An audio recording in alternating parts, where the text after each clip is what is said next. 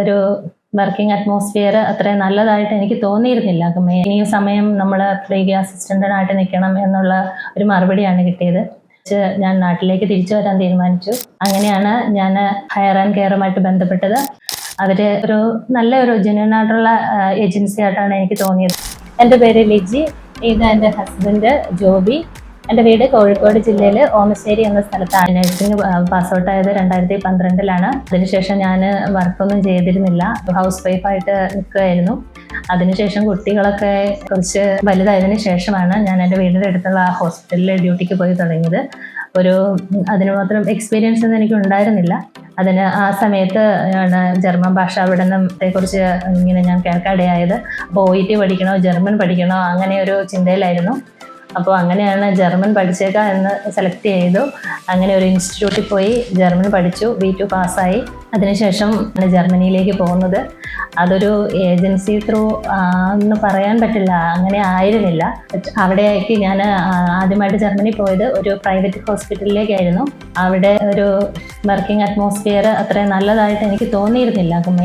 മെയിനായിട്ടുള്ള പ്രശ്നം എന്താണെന്ന് വെച്ച് കഴിഞ്ഞാൽ രജിസ്ട്രേഷൻ്റെ കാര്യം അവർ നീട്ടിക്കൊണ്ട് പോകുന്നതായിട്ട് തോന്നി. അവരോട് ചോദിക്കുമ്പോൾ അവർ വീണ്ടും ഇനിയും സമയം നമ്മൾ ഫ്രീ അസിസ്റ്റൻ്റായിട്ട് നിൽക്കണം എന്നുള്ള ഒരു മറുപടിയാണ് കിട്ടിയത്. അതിനുശേഷം കുടുംബത്തെ പിരിഞ്ഞ് നിൽക്കുന്ന വിഷമവും ഒക്കെ വിചാരിച്ച് ഞാൻ നാട്ടിലേക്ക് തിരിച്ചു വരാൻ തീരുമാനിച്ചു. ജർമ്മനിയിൽ നിൽക്കുമ്പോൾ തന്നെ ഞാൻ എൻ്റെ ഒരു ഫ്രണ്ട് വഴി ഹയർ ആൻഡ് കെയറിനെ കുറിച്ച് അറിയാൻ കഴിഞ്ഞു. അങ്ങനെയാണ് ഞാൻ ഹയർ ആൻഡ് കെയറുമായിട്ട് ബന്ധപ്പെട്ടത്. അവരോട് ഞാൻ എൻ്റെ പ്രശ്നങ്ങളും കാര്യങ്ങളും ഒക്കെ എക്സ്പ്ലെയിൻ ചെയ്തു. അതുകൊണ്ട് എനിക്ക് പറയാനുള്ളത്, നമ്മൾ ജർമ്മനിയിലേക്ക് അല്ലെങ്കിൽ പോകുമ്പോൾ നമ്മൾ ജെന്യുവൻ ആയിട്ടുള്ള ഏജൻസികളെ ചൂസ് ചെയ്യണം. ഇങ്ങനെ ഓരോ ബുദ്ധിമുട്ടുകൾ ഉണ്ടാവാൻ നമ്മൾ അതിന് നിന്ന് കൊടുക്കരുത്.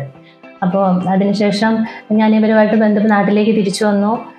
ഫാമിലിയുടെ കൂട്ടത്തിൽ കുറച്ച് നാളൊക്കെ സ്പെൻഡ് ചെയ്തു.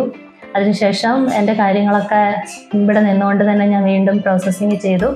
അവർ നല്ലൊരു ജെന്യുവൻ ആയിട്ടുള്ള ഏജൻസി ആയിട്ടാണ് എനിക്ക് തോന്നിയത്. എല്ലാ കാര്യങ്ങളിലും നമ്മളെ ഹെൽപ്പ് ചെയ്യാനും, നമ്മളെന്തെങ്കിലും ഒരു ഡൗട്ട് ചോദിച്ചു കഴിഞ്ഞാൽ എല്ലാം ക്ലിയറായിട്ട് നമുക്ക് വിശദീകരിച്ച് തരാനും, അങ്ങനെ നല്ലൊരു ഏജൻസി ആയിട്ട് എനിക്ക് ഫീൽ ചെയ്തു. ഇപ്പോൾ ഞാൻ എന്തായാലും വീണ്ടും ജർമ്മനിക്ക് പോവുകയാണ് ഹയർ ആൻഡ് കെയർ ത്രൂ. ഇനിയും ഞാൻ പ്രതീക്ഷിച്ചതുപോലെ നല്ലൊരു നഴ്സായിട്ട് നല്ലൊരു ഹോസ്പിറ്റലിൽ ജോലി ചെയ്യാൻ എനിക്ക് പറ്റുമെന്ന് ഞാൻ പ്രതീക്ഷിക്കുന്നു. എൻ്റെ പേര് ജോബി, ഞാൻ ലിജിയുടെ ഹസ്ബൻഡാണ്. ആദ്യം ലിജി പോയ സമയത്ത് ചെറിയ ബുദ്ധിമുട്ടുകൾ ഉണ്ടായെന്ന് പറയും. അപ്പോൾ ഹോസ്പിറ്റലിൽ ഞങ്ങൾ കോൺടാക്ട് ചെയ്യുന്ന സമയത്ത് ബുദ്ധിമുട്ടുകളുണ്ടെന്ന് ലിജി പറഞ്ഞതിൻ്റെ പേരിൽ പറഞ്ഞു ഇങ്ങോട്ട് തിരിച്ചു പോരാ, നമുക്ക് ഇനിയിപ്പോൾ ജർമ്മനിയിൽ നോക്കണ്ട, പോരാൻ പറഞ്ഞു.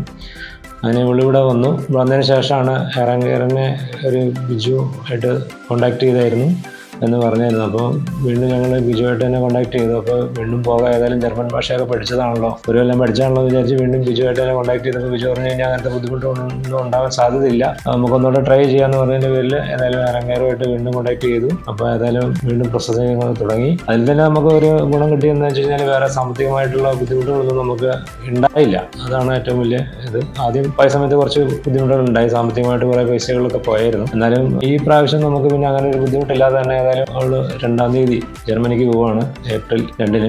അപ്പോൾ ഏതായാലും എല്ലാവരും ഏജൻസിയായിട്ട് നമുക്ക് ഫീൽ ചെയ്യുന്നുണ്ട്. ഈ അവസരത്തിൽ ഹയർ ആൻഡ് കെയറിൻ്റെ എല്ലാ സർവീസുകൾക്കും ഞാൻ പ്രത്യേകമായിട്ട് നന്ദി പറയുന്നു.